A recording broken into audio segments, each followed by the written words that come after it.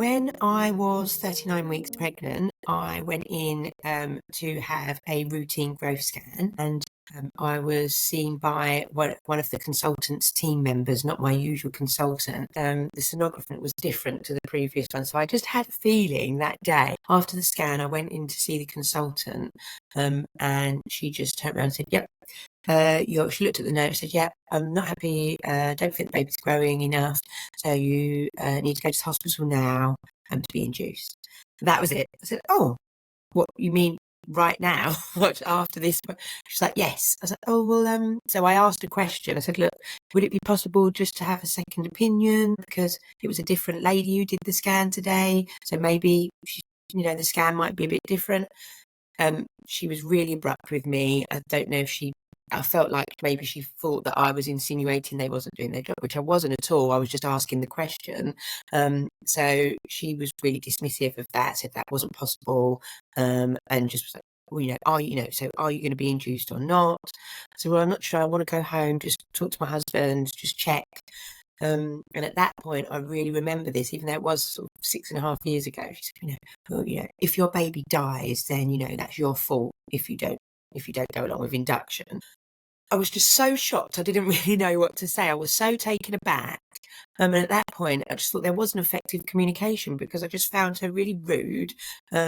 This wasn't my first pregnancy. It was my third.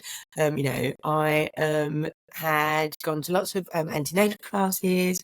I'd done hypnobirthing. I really wanted natural births. My previous births had been natural. My first child was overdue, and they'd wanted me to be induced, and I'd held off. So I knew that I had choices and that I could ask questions about alternatives, but she was just incredibly dismissive. As soon as she pressed again, "Are you saying you don't want to be induced? You're not going with my recommendation?" I said, "Well, no, I can't. I want to go home and talk about it." She just said, "You'll be dismissed from our service. You won't be under the consultant after this appointment. If you have any problems, go to the hospital, or contact the midwifery service." So I left just in tears. I was like, "Oh, I can't believe this what's happened." It was such a shock. So got home, sat down, spoke to him, decided to call the lady who I'd had my hypnobirthing classes with, just to ask for advice. Look, this is what's happened, because she worked really closely with our local midwife unit and the local hospital. She said, "No, that's not right. Let me speak to the head midwife and see if you can speak to her." So I'm really thankful that she did that for me. The conversation couldn't have been more different. I explained that I really wasn't keen to be induced. It wasn't something I wanted to do. I really wanted to have a natural birth.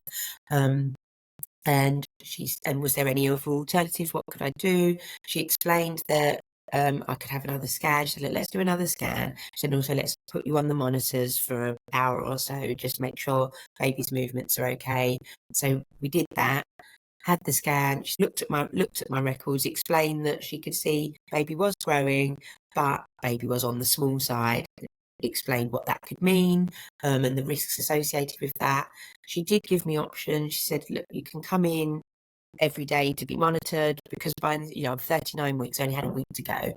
She did offer me the option to go in every day and just have be hooked up to the monitors, but on reflection, we just decided with 2 other children that probably wouldn't be sensible. And she explained what happens in the induction, and that it starts with a pessary. I said I didn't want my waters broken, and she said, "You don't have to have that necessarily. That doesn't necessarily have to happen." So we thought about it and just decided, "You know what? I will be induced." She said, "You don't have to come in tomorrow morning, go home, and you can come back sort of after dinner tomorrow." So that's what I decided to do. There was such a contrast. I just felt I wasn't listened to, I wasn't heard, I was belittled by the consultant, and just not given any time to think about it, and made to feel quite guilty if I didn't go ahead. But then with the midwife, she explained all the options. She explained what, looked at my file, explained what was happening, and gave me more information on the induction process, what would happen. I just felt listened to and understood, and I was able to make the choice that it wasn't being forced upon me. So it really make that difference.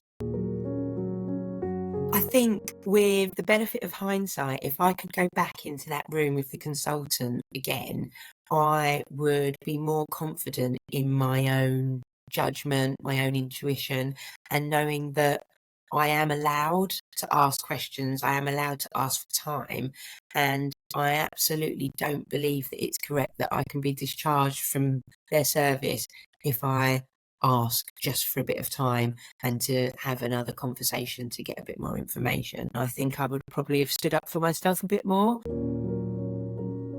Every pregnancy is different. The last thing any parent, any mother wants to do is purposefully put their baby in harm's way or endangering them in any way.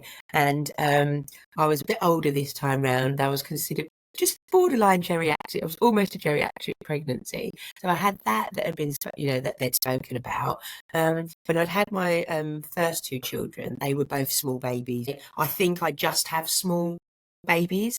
But by the time I was pregnant with my third, they'd had this new policy in our area where if your babies were below a certain birth weight, you were put on this growth scan journey. So you had to be consultant led, not midwife led, and have growth scans because they were trying to reduce any risk to babies because of low birth weight. I definitely feel there was that bias around ethnicity because all of the growth charts are based on European white sized babies, but actually I remember having an appointment with a GP after my first son, an Asian doctor. He said, "Oh, actually, there is a tendency if you are from a ethnic background, there is a small. You can have smaller babies, and they are just smaller.